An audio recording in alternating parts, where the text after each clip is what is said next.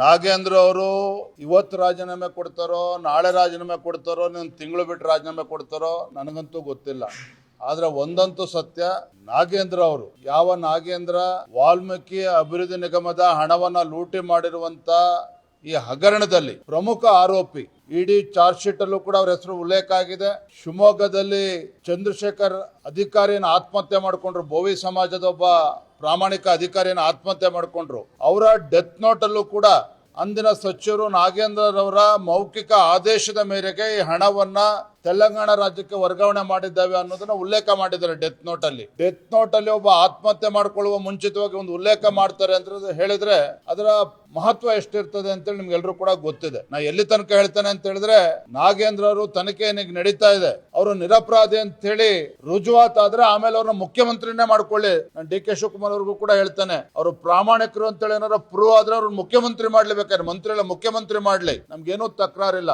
ಇಲ್ಲಿ ನಾವು ಭಾರತೀಯ ಜನತಾ ಪಾರ್ಟಿ ನಾವು ಎತ್ತಿರುವಂತ ಪ್ರಶ್ನೆ ಬಹಳ ಗಂಭೀರವಾಗಿದೆ. ದಲಿತರ ಅಭಿವೃದ್ಧಿಗೆ ಮೀಸಲಿಟ್ಟಿರ್ತಕ್ಕಂಥ ಹಣವನ್ನ ಕೊಳ್ಳೆ ಹೊಡೆದಿರುವಂತ ಕಾಂಗ್ರೆಸ್ನವರು ಯಾವುದೇ ಕಾರಣಕ್ಕಿಂತ ಭ್ರಷ್ಟರನ್ನ ಮುಂದುವರಿಸಬಾರದು. ಕ್ಯಾಬಿನೆಟ್ ಇಂದ ತತ್ಕ್ಷಣ ಕೈ ಬಿಡಬೇಕು.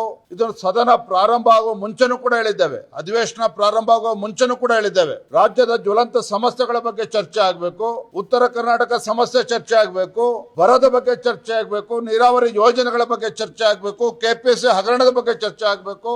ಇಷ್ಟೆಲ್ಲ ಸಮಸ್ಯೆಗಳು ಚರ್ಚೆ ಆಗಬೇಕು. ಅಧಿವೇಶನದಲ್ಲಿ ರಾಜೀನಾಮೆ ತೆಗೆದುಕೊಳ್ಳಪ್ಪ ಅಂತೇಳಿ ಮುಖ್ಯಮಂತ್ರಿಗೆ ಹೇಳಿದ್ರೆ ಬಂಡತನದಿಂದ ಅವರು ಮರಿತಾ ಇದ್ದಾರೆ. ಅಧಿಕಾರದ ಮದದಿಂದ ಇವತ್ತೇನು ಕಾಂಗ್ರೆಸ್ ಸರ್ಕಾರ ನಡೆದುಕೊಳ್ತಾ ಇದ್ದಾರೆ.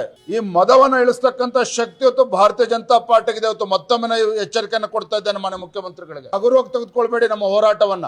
ಸದನದಲ್ಲಿ ನಾವು ಹೋರಾಟ ಮಾಡ್ತಾ ಇದ್ರೆ ಗುಂಡಾಗಳು ಅಂತ ಹೇಳ್ತೀರ ನೀವು ನಮಗೆ. ದಲಿತರ ಪರವಾಗಿ ನಾವು ಧ್ವನಿ ಎತ್ತಿದ್ರೆ ಭಾರತೀಯ ಜನತಾ ಪಾರ್ಟಿ ಜೆಡಿಎಸ್ ನಾವು ಗುಂಡಾಗಳು ಅಂತ ಹೇಳ್ತೀರಾ. ದಲಿತರಿಗೆ ನ್ಯಾಯ ಕೊಡಿಸುವಂತ ನಿಟ್ಟಿನಲ್ಲಿ ಏನು 187 ಕೋಟಿ ಹಣ ಲೂಟಿ ಆಗಿದೆ, ವಾಪಸ್ ಹಣ ಬರಬೇಕು, ಆ ಸಮುದಾಯಕ್ಕೆ ಸೇರ್ಬೇಕು ಹಣ ಅಭಿವೃದ್ಧಿಗೋಸ್ಕರ. ಹಾಗಾಗಿ ಈ ನಿಟ್ಟಿನಲ್ಲಿ ನಾವು ಎಲ್ಲಿವರೆಗೂ ಕೂಡ ನಾವು ಹೋರಾಟ ಮಾಡಕ್ ತಯಾರಿದ್ದೇವೆ. ಮತ್ತೊಂದು ಮಾತನ್ನು ಹೇಳ್ತಾನೆ, ನಾಗೇಂದ್ರ ಈಗಿರ್ತಕ್ಕಂಥ ಸಚಿವರೇನಿದ್ದಾರೆ ಇದು ಸಣ್ಣ ಮೀನು ಮಾತ್ರ, ಬಹಳ ಸಣ್ಣ ಮೀನು ಇವರು. ಬಹಳ ದೊಡ್ಡ ದೊಡ್ಡ ಮೀನುಗಳು ಇನ್ನೂ ಕೂಡ ಹಿಂದೆ ಉಳ್ಕೊಂಡಿದ್ದಾರೆ. ಇವರೆಲ್ಲರನ್ನು ಹೇಗೆ ಬೀದಿಗೆ ತರಬೇಕು, ಯಾವ ರೀತಿ ಹೋರಾಟವನ್ನ ಮಾಡಬೇಕು, ಭಾರತೀಯ ಜನತಾ ಪಾರ್ಟಿನ ಹೋರಾಟವನ್ನ ಮಾಡ್ತೇವೆ.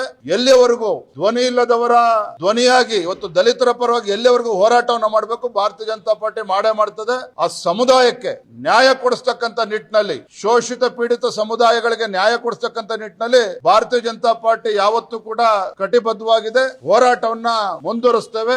ನಾಗೇಂದ್ರ ಮತ್ತೆ ಹೇಳ್ತಾ ಇದ್ದೇನೆ, ಇವರು ಸಣ್ಣ ಮೀನು ಮಾತ್ರ, ಬಹಳ ದೊಡ್ಡ ತಿಮಿಂಗಲಗಳು ಕೂಡ ಇದರಿಂದ ಇದ್ದಾವೆ. ಬರೋದಿಂದಲೇ ಒಂದೊಂದೇ ಅದನ್ನ ಸತ್ಯವನ್ನ ಬಿಚ್ಚಿಡುವಂತ ಕೆಲಸ ಭಾರತೀಯ ಜನತಾ ಪಾರ್ಟಿ ನಾವು ಮಾಡ್ತೇವೆ.